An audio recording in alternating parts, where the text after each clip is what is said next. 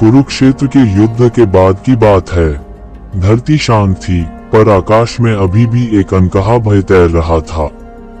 कहते हैं युद्ध समाप्त हो गया था, पर एक ऐसा रहस्य शेष था जिसे स्वयं श्री कृष्ण ने भी सबके सामने प्रकट नहीं किया।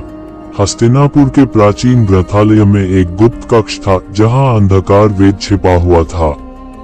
यह कोई साधारण वेद नहीं था। मान्यता थी कि इसमें ऐसे मंत्र लिखे थे जो धर्म और अधर्म, जीवन और मृत्यु दोनों की सीमाएं तोड़ सकते थे। इसी कारण इसे सदियों पहले सील कर दिया गया था। एक रात विदुर को स्वप्न आया।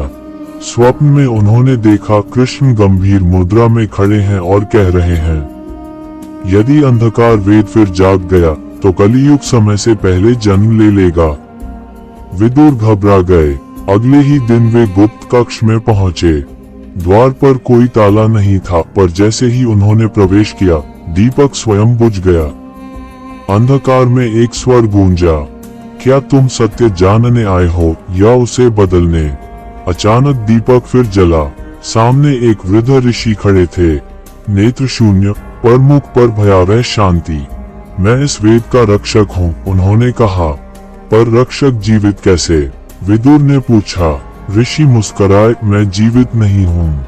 उसी क्षण दीवारों पर युद्ध के दृश्य उभर आए। कर्ण का पतन, अभिमन्यु की मृत्यु, द्रौपदी का अपमान।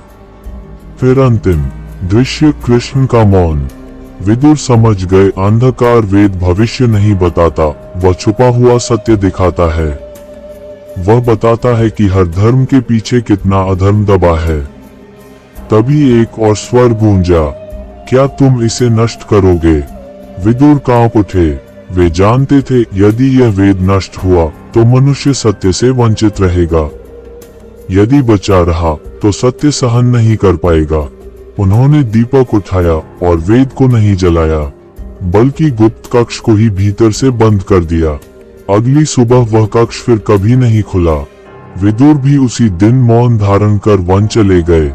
आज भी कहा जाता है, जब भी कोई धर्म के नाम पर अधर्म करता है, अंधकार वेद के पन्ने स्वयं पलटते हैं और कोई अदृश्य ऋषि मुस्कुराता है।